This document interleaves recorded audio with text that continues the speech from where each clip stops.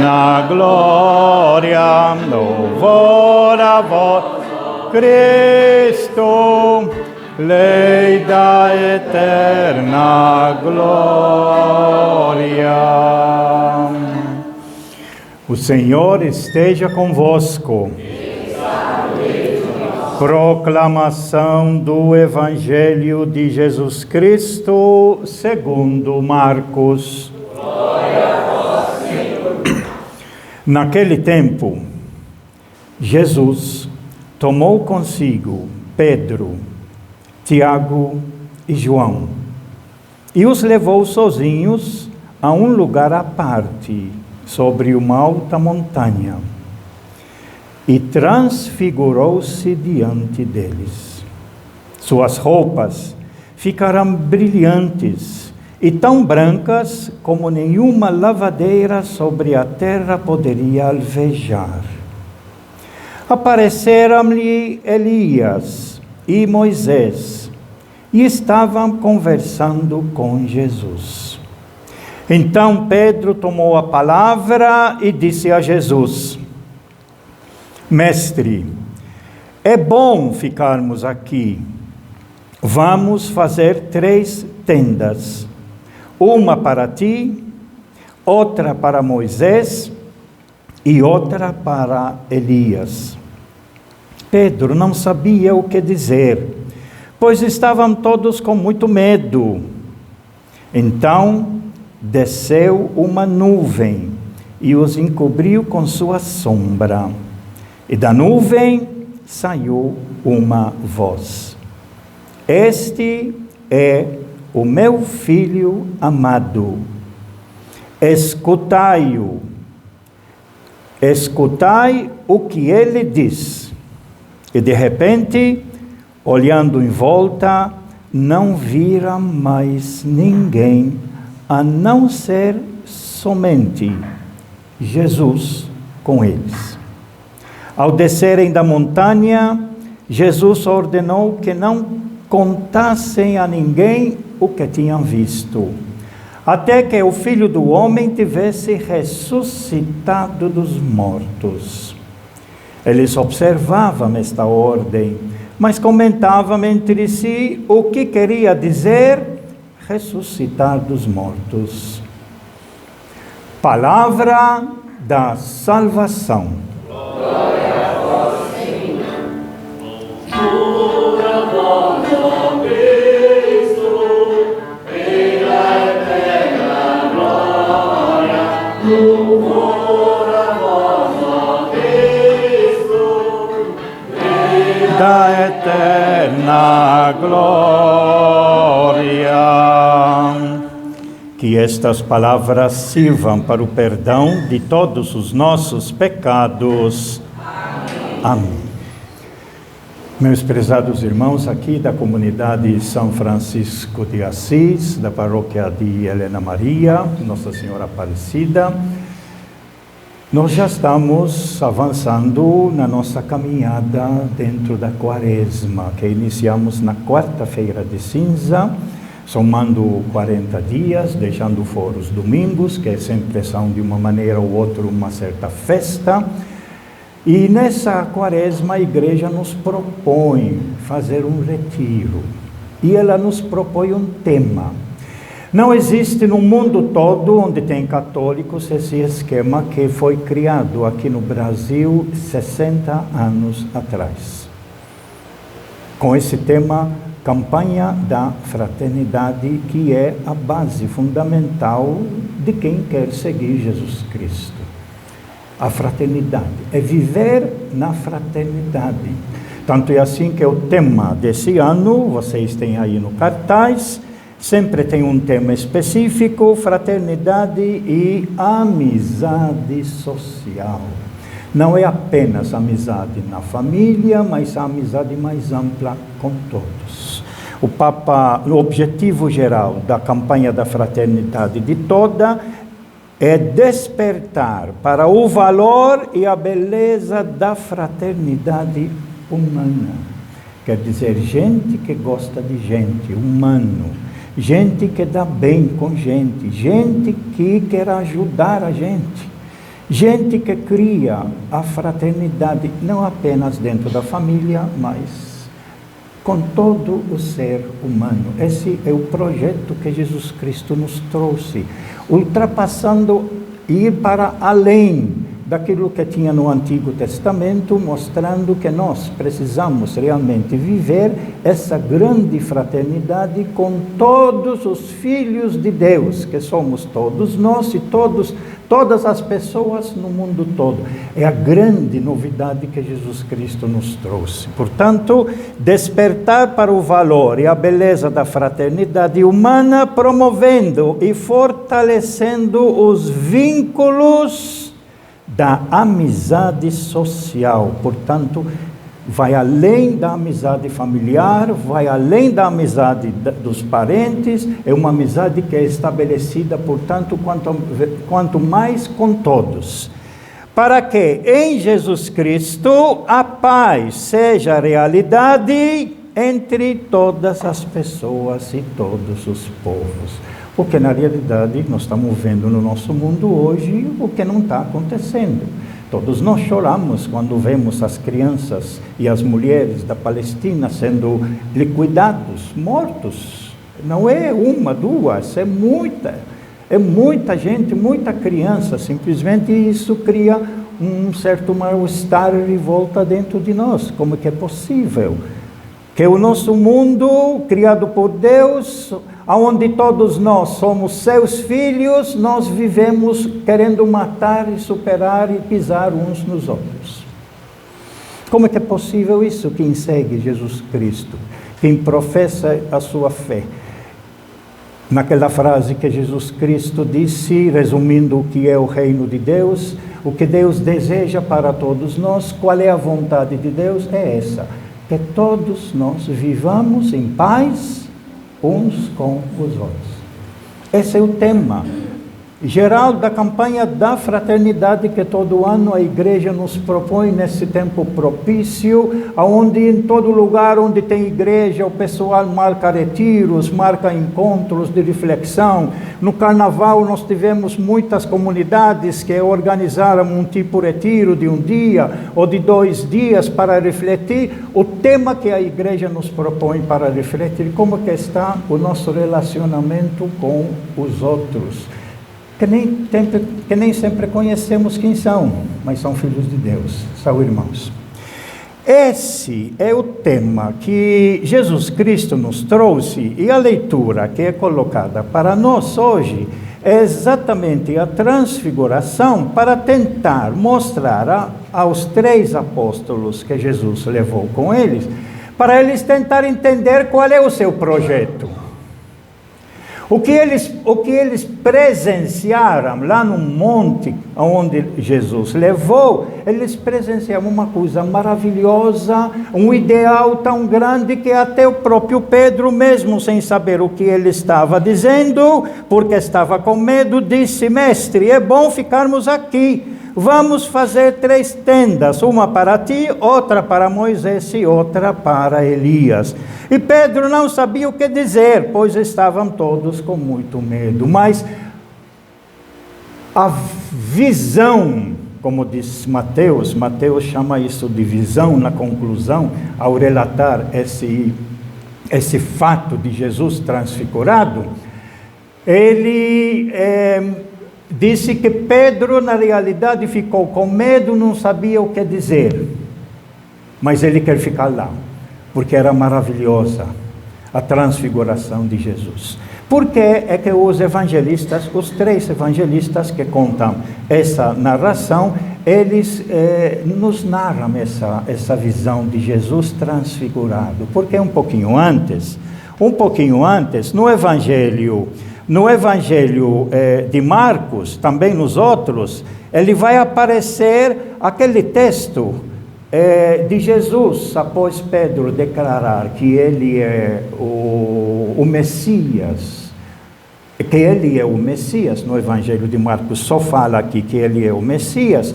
Aí Jesus, ele disse, pois para ser Messias, para redimir o povo, para ser solidário, para abrir seu coração para os outros, não é fácil. Você tem que negar muito a si mesmo, ao seu egoísmo, para você ter seu coração aberto e oferecer aos outros. Oferecer aquilo que você quer e também gostaria que o outro tivesse. Isso não é fácil, por isso que Jesus, ele vai dizer aqui, mas Jesus percebeu, espera um pouquinho, então aqui, Pedro já tinha declarado, tu és o Messias. Então Jesus, ele vai tentar alertá-los agora que ser Messias não é fácil, vai precisar sofrer muito. Quando ele vai dizer então, o Filho do Homem deve sofrer muito, ser rejeitado pelos anciãos, pelos chefes dos sacerdotes, doutores da lei, e deve ser morto, mas ressuscitará depois de 3 dias. E Jesus dizia isso abertamente. Então Pedro levou Jesus para um lado e começou a repreender Jesus. Por quê? Porque Pedro imaginava um Messias vencedor, aonde enquanto agora eles estão sendo dominados pelos romanos, o Messias ia trazer a libertação dos romanos, que iam de novo se tornar os senhores do mundo, pisando nos outros e mandando nos outros. Essa é a maneira humana da gente pensar. É a maneira aonde eu me considero superior e aí aqueles que são meus inimigos, eu combato contra eles e eu mato eles e eu desejo a morte para eles. Essa era a ideia que veio do Antigo Testamento. E essa ideia que Pedro tinha em ser Messias. Aí Jesus disse, ser Messias que eu trouxe do Pai não é esse. Ser Messias que trouxe do Pai é criar a fraternidade entre todos, mesmo que isso lhe custe a própria vida. Assim como a mãe, para gerar a criança, ela é capaz de dar a sua vida e até perder a vida para deixar a nova criatura nascer, a criança nascer. Esse é o que está embutido na própria natureza. Mas Pedro, a ideia dele, para eu reinar, para eu estar bem, eu tenho que mandar, eu tenho que subir, eu tenho que sentar no trono e eu tenho que eliminar os outros. E Jesus vai dizer, não é assim que cria a fraternidade. Não é assim que se vive a vontade de Deus. E por isso que precisa, como vai dizer aqui, o Filho do Homem vai sofrer muito, será rejeitado pelos anciãos, pelos chefes dos sacerdotes, doutores da lei, deve ser morto, ressuscitar depois de 3 dias. Aí Pedro não aceita, portanto, e Jesus vai repreendê-lo e vai chamá-lo, fique longe de mim, Satanás. Você está assumindo o projeto de Satanás. Lembram bem um pouquinho que na semana passada, a leitura do Evangelho, é Jesus levado pelo Espírito Santo após o seu batismo, que toma posse de Jesus, o Espírito de Deus, e esse Espírito leva ele para o deserto. O deserto, que segundo Galasi, na explicação, esse deserto é a vida nossa, onde você encontra de tudo na vida. Encontra inimigos como Satanás, e como chama as bestas feras, ou animais selvagens, que no Apocalipse vai interpretá-los como as 2 bestas do Apocalipse, né, que seria o Império Romano e a ideologia dele para mantê-los no poder. E aí, dentro desse deserto, Jesus está aí também sendo servido pelos anjos. Esse é o mundo nosso que nós estamos vivendo. Mas Jesus trouxe essa nova maneira de podermos construir, se seguirmos o seu projeto. Conseguir descobrir as ciladas do inimigo, que é Satanás, e que aqui Jesus Cristo chamando Pedro de Satanás, porque está opondo ao seu projeto de vida, de fraternidade, de comunhão, até mesmo se for necessário dar a sua vida. E por isso você é inimigo, precisa entrar, disse, entra atrás de mim para aprender de mim. Aí mais tarde Jesus, ele vai continuar o seu discurso, quando ele vai dizer, se alguém quer me seguir, renuncie a si mesmo, tome a sua cruz e me siga. Pois quem quiser salvar a sua vida vai perdê-la. Mas quem perde a sua vida por causa de mim e do Evangelho, vai salvá-la. Com efeito, que adianta o homem ganhar o mundo inteiro se perde a própria vida? O que o homem poderá dar em troca de própria vida? Se alguém se envergonhar de mim e das minhas palavras diante dessa geração adúltera, que são os fariseus, os doutores da lei, os responsáveis que vão matar Jesus, e geração adulta e pecadora, também o Filho do Homem se envergonhará dele quando vier na glória do seu Pai com seus santos anjos. Após essa leitura, onde Jesus vai mostrar que para criar fraternidade, para reger o mundo com amor e criar solidariedade entre todas as pessoas, que é o projeto que ele trouxe do Pai, aí ele percebe que os apóstolos que estão seguindo ele agora já estão com medo, já estão desentendendo tudo daquilo que eles tinham pensado. E por isso ele coloca a transfiguração. Ele disse assim, está vendo? A transfiguração é uma projeção do futuro, daquilo para onde nós estamos caminhando e queremos caminhar, mas no caminho tem vários obstáculos, e esses obstáculos têm um custo, que é o sacrifício. E nós precisamos superar esse sacrifício para chegar a realizar aquela visão que nós enxergamos para frente. Para nós entendermos bem essa parte, eu vou fazer uma pequena comparação. Imagina um pai e uma mãe que tem a filha que agora passou do Enem e vai entrar na faculdade. Quando o pai ficou sabendo que a filha passou e vai entrar na faculdade, na cabeça dele, ele já projetou lá na frente, vendo a filha subindo o palco e recebendo aquele canudinho na mão. 5 anos para frente. Essa é a visão que o pai e a mãe têm da filha, que nem entrou ainda, mas passou do exame e foi aprovado. Mas o pai e a mãe já visualiza lá na frente como que vai ser. Mas tem muitas dificuldades no caminho. Isso Paulo explica no capítulo 5 da carta aos Romanos. Tem muitos obstáculos que precisa passar. Aí tem que chegar 11h30 da noite, e a filha diz, não vou. Chegar 11h30 da noite, depois pegar esse caminho aqui, não vou. E o pai, eu vou todo dia, te esperar no ponto. Eu deixo o meu futebol e eu vou lá te esperar às 11h30 para te trazer para casa. Aí obstáculo. Olha o sacrifício que o pai vai fazer todo dia, ir lá esperar a filha. Esse é o sacrifício que vai dar numa redenção. Porque depois de um ano, 2 anos, aí surgem outras dificuldades, aí surgem doenças, mas vai superando para fazer com que aquela visão possa vir a acontecer. E 5 anos depois, o pai está lá sentado no teatro, vendo a sua filha junto com outros, subindo para receber o canudo. Essa é a transfiguração.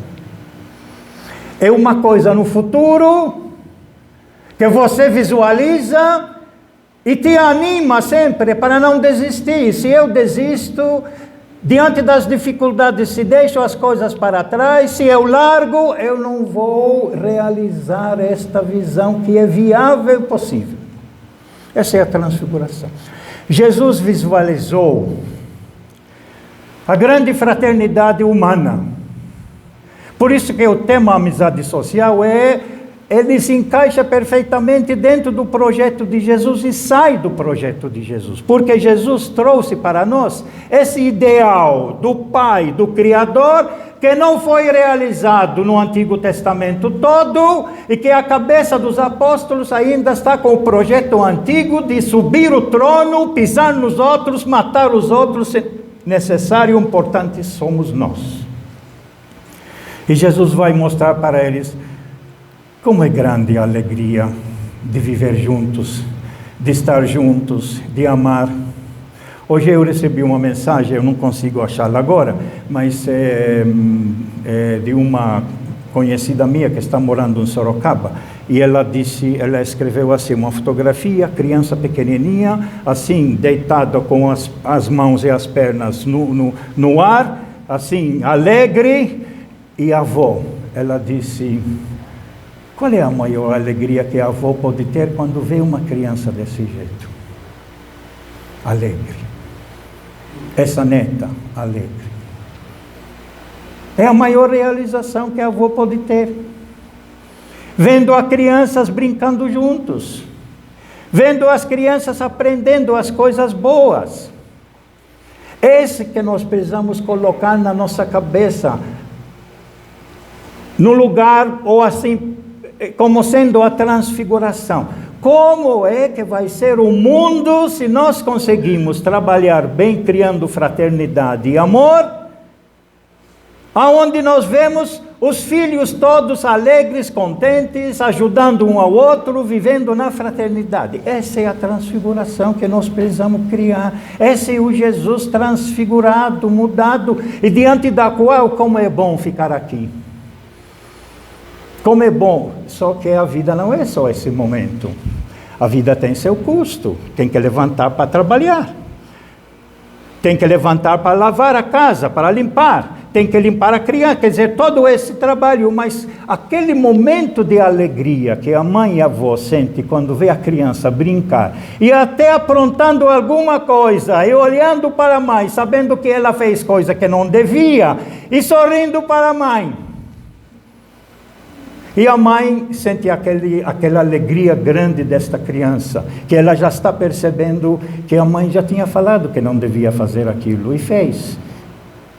E ela olhou para a mãe, assim com um sorriso, não me bate, me entenda, próxima vez vou ser melhor.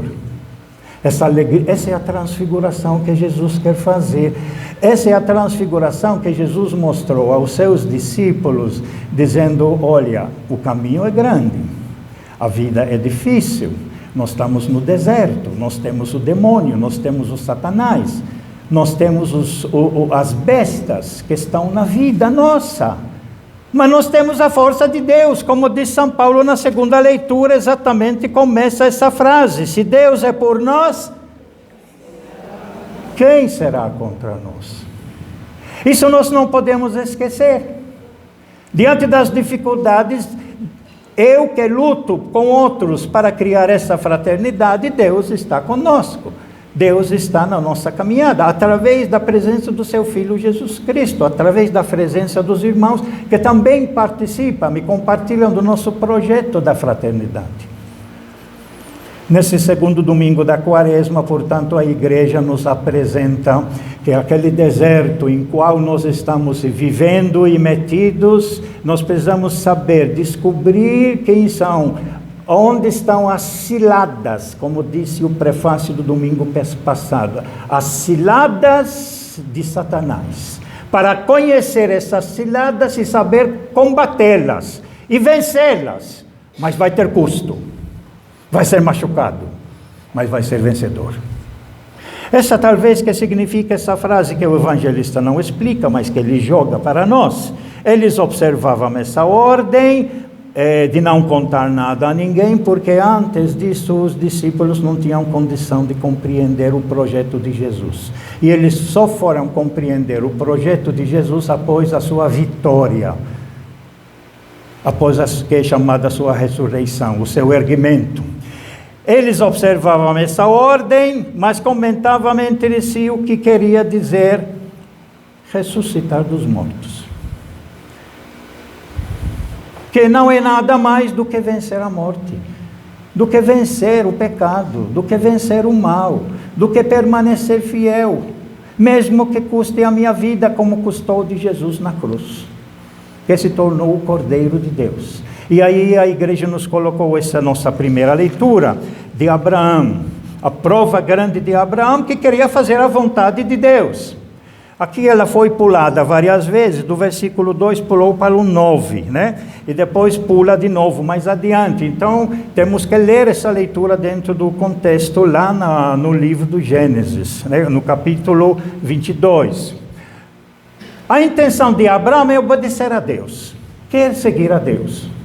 O povo da sua época, não só da sua família, mas a mentalidade geral era, para Deus tem que oferecer o melhor que tem. As primícias eram chamadas, as primícias. Entre as primícias são os primeiros frutos, são o primeiro animal que nasce. Isso deve ser oferecido, eles disseram, da sua cabeça isso, não é de Deus, da sua cabeça, isso deve ser oferecido a Deus como reconhecimento de tudo que Ele nos dá. E aí entra também, naquela época, na cultura, a primícia da mulher, que é o primeiro filho, que também deve ser oferecido a Deus. E o pai, quando nascia a criança, homem, ele pegava a criança, a mãe talvez nem via, já pegava a criança, já subia a montanha, já oferecia, sacrificava o primeiro filho, oferecendo a Deus. Isso é a maneira deles pensar, de agradar a Deus. Abraão vai dar uma lição, porque ele não fez isso. Demorou 10, 12 anos, essa parte foi pulada, e Abraão, com seu filho subindo a montanha, o menino pergunta, carregando os galhos, que ele não sabe para que vai servir. E o filho pergunta ao pai, pai, onde está a vítima? Nós temos tudo. Os galhos eu estou carregando, mas cadê a vítima? Deus proverá, diz. Essa leitura nós lemos ela toda na Vigília Pascal, a segunda leitura da Vigília Pascal. Deus proverá. Na cabeça de Abraão, que não queria oferecer o filho.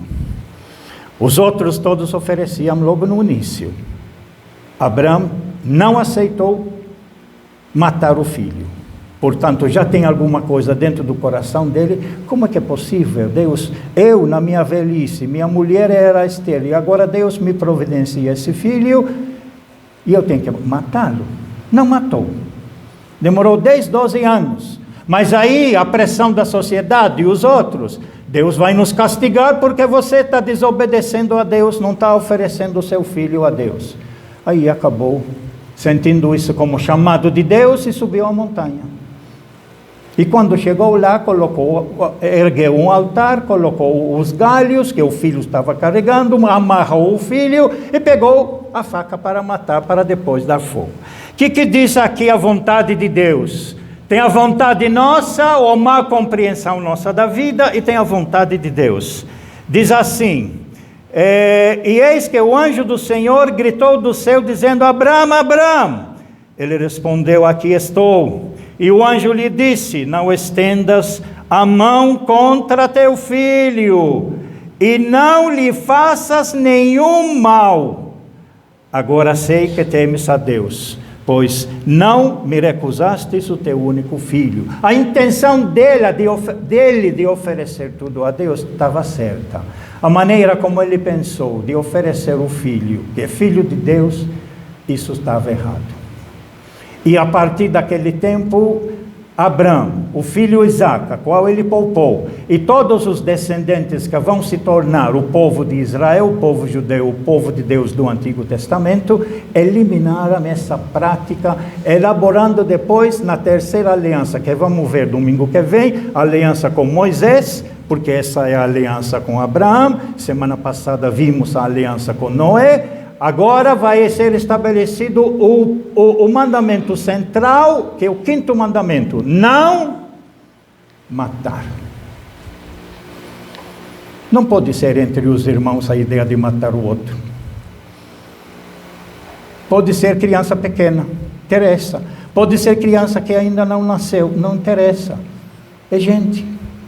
Que fraternidade vai viver diante de desejo de querer matar o outro ser humano como nós? Agora, essa ideia de aceitar todos os outros como seres humanos, irmãos nossos, quem nos trouxe é Jesus Cristo. Porque no Antigo Testamento ainda pensavam que o povo eleito, privilegiado, ele tem que estar no trono. E não faz questão de matar os outros, como está fazendo o próprio Israel hoje, matando todos os palestinos, quer eliminar todo esse povo. E não é à toa que o nosso presidente, de uma maneira profética, que nunca ouviu-se no mundo, ele vai defender o povo. São mulheres, são crianças que estão sendo mortas, não são soldados não é guerra isso. Isso é massacre, isso é genocídio, quer matar esse povo. O projeto de Jesus, a amizade social, exatamente vai contra esse projeto que está sendo estabelecido nesse momento. De tentar abrir o nosso coração aos nossos irmãos, para aceitá-los, mesmo sem conhecer, mas são filhos de Deus, são irmãos nossos. E essa fraternidade universal que nós somos chamados a criar, mostrando que como seria bom se um dia todos vivêssemos como verdadeiros irmãos, ajudando uns aos outros, solidários. É a transfiguração que Jesus está esperando de nós. Louvado seja nosso Senhor Jesus Cristo. Creio em Deus Pai,